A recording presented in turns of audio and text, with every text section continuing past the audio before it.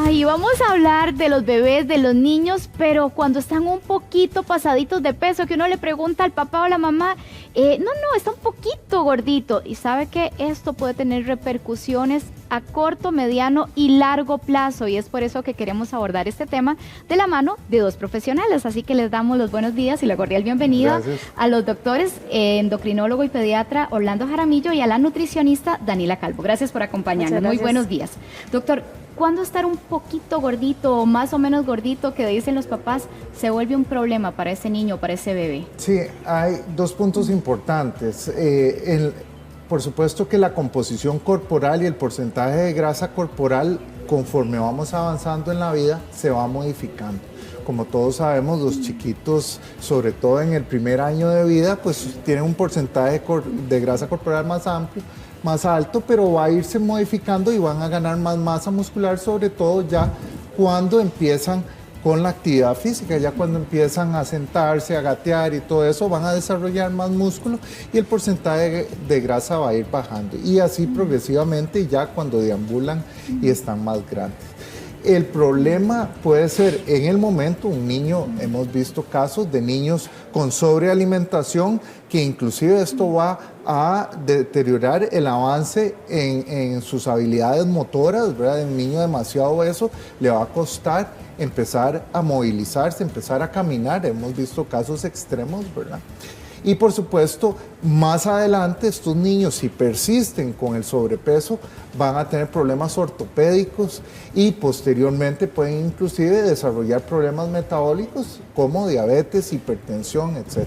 Ahora, doctor, repasemos por las etapas y edades de los niños. Por ejemplo, el grupo de 0 a 2 años. ¿Cuándo se puede decir que son obesos este grupo de niños? Ellos, digamos, con la relación peso-talla, en esa etapa de la vida es súper importante que cuando van a chequeo periódicamente se vayan viendo la relación peso-talla en estos niños y hay unas curvas de normalidad y si están por arriba del percentilo 97 en las curvas van a estar en sobrepeso. Entonces es muy importante que cada cita los padres valoren junto con el médico tratante no solo cómo va creciendo el niño, cómo va la ganancia de peso, sino la relación peso-talla y además, por supuesto, el perímetro cefálico, que es muy importante en esta etapa de la vida.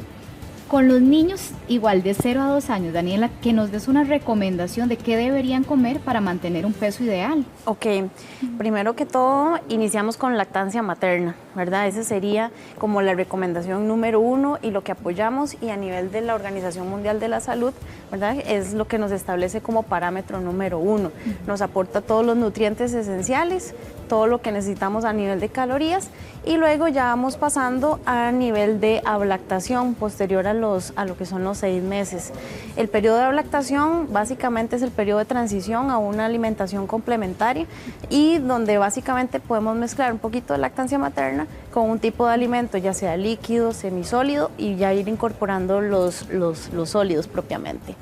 ¿Tiene que ver, por ejemplo, doctor, el peso de la mamá, si la mamá está embarazada con sobrepeso y ese peso del bebé que viene en formación, en gestación? Puede haber cierta correlación, por supuesto, sobre todo si es una mamá que hizo intolerancia a carbohidratos en el embarazo por un sobrepeso importante o inclusive si tuvo diabetes gestacional. Ahí definitivamente, ¿verdad? Una diabetes gestacional mal controlada va a tener un producto macrosómico, un bebé muy grande que va a tener una serie de predisposiciones a nivel metabólico para posteriori, ¿verdad? O sea, pues cuando va creciendo, esos niños, hijos de madre diabética, que nacieron macrosómicos, van a tener un acondicionamiento, digamos, metabólico que van a predisponerlos a desarrollar inclusive diabetes, hipertensión, etcétera, con un mayor riesgo que la población general cuando estén más grandes. Doctor, retomemos lo de las etapas de los niños. De 3 a 5 años, en esa etapa escolar, ¿cuándo decimos que están pasaditos de peso? ¿Verdad? Muy importante es seguir las curvas, ¿verdad?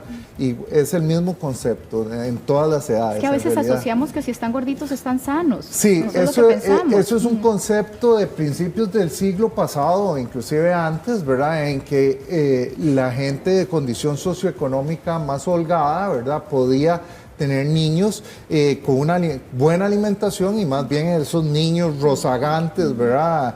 Con los cachetitos que a todo el mundo le daba ganas de apretárselos, consideraban que eran sanos. Por supuesto que no sabían que a los 30 o 40 años, si ese niño persistía con ese porcentaje de grasa o aumentaba, pues más bien iba a tener una serie de complicaciones. Los niños tienen que ser delgados, no flacos, es muy diferente. Un niño que tenga una relación peso-talla o un índice de masa corporal, ¿verdad?, que esté dentro del rango de la normalidad. No queremos que tampoco esté ya en el rango de desnutrición porque, por supuesto, como por sentido común, pues va a tener implicaciones en el desarrollo, en su sistema inmunológico, etcétera. Pero queremos que sean niños activos y ese es un punto importantísimo, ¿verdad? Los niños deben ser activos y el gran problema que estamos viendo hoy en día en nuestro país y a nivel mundial es el problema de la inactividad de los niños, ¿verdad? Desde edades tan tempranas como las que decíamos. Ya un niño de 2, 3 años tiene que tener actividad física regular, ¿verdad? No es solo jugar y caminar para acá y para allá. Tienen que irse buscando ya actividad física y sobre todo ya los preescolares deberían hacer actividad física programada varias veces por semana y por supuesto ir de la mano con una alimentación adecuada. Bueno, de hecho, eso le iba a preguntar a la doctora, que de estos niños de 3 a 5 años, ¿cuáles serían las recomendaciones en la alimentación? Ok, básicamente, después de un periodo ya de haber introducido muy bien la parte de los alimentos, empezamos a tener un término que llamamos un tiempo o malnutrición, ¿verdad? La malnutrición se va a dar ya sea por una mala elección de los padres al elegir alimentos no adecuados para los niños ya posterior a esos 2 años, ¿verdad? Entonces, desde ahí empezamos a ubicar lo que son los hábitos.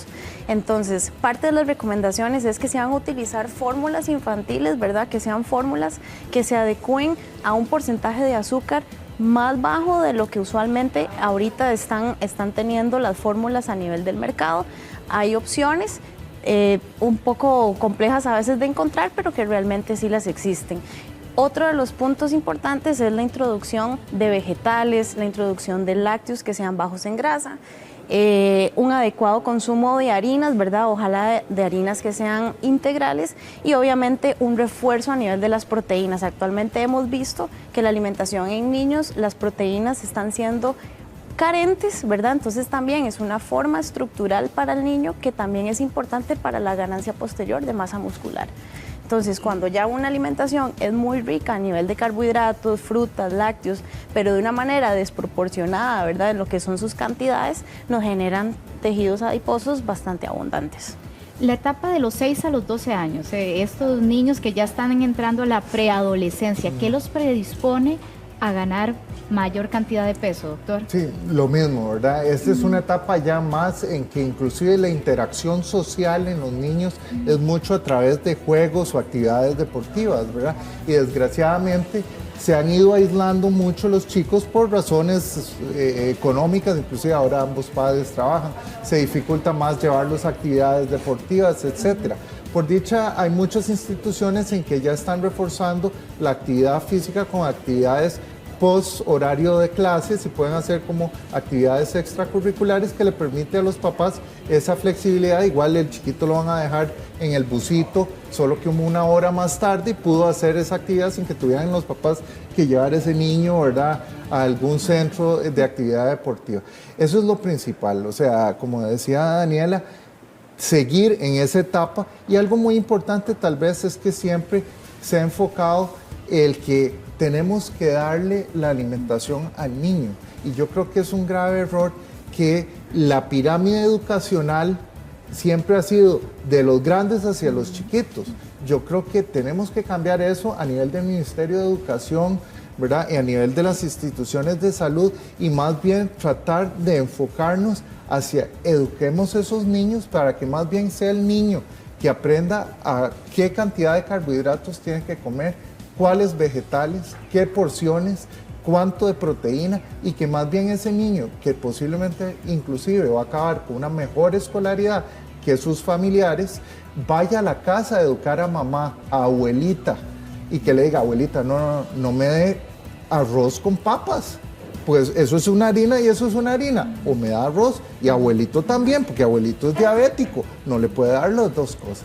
Entonces, qué lindo sería que nuestros niños, así como les estamos enseñando cívica y otras cosas, les empecemos a enseñar y demos nutrición como parte del programa de ciencias del Ministerio de Educación, y ellos cuando llegan a 5º año sean personas que perfectamente saben cómo deben comer, qué porciones, y eso posiblemente nos ayudaría a disminuir significativamente la repercusión del sobrepeso en nuestra población. Actualmente, más del 30% de la población de niños y adolescentes en nuestro país tiene sobrepeso, y no es por comer comidas rápidas, es comida en la casa, como decía Daniela, una mala distribución de la repartición de los alimentos. Ahora, y una población tan sensible como los 12 a los 18 años, que es cuando no puede, o sea, se lo quieren comer todo en esa etapa y asociada muchas veces al sedentarismo. Exactamente, sí, desgraciadamente volvemos a lo mismo, ¿verdad? Esa etapa que uno se comía un paquete de macarrones cuando llegaba después de nadar, ¿verdad?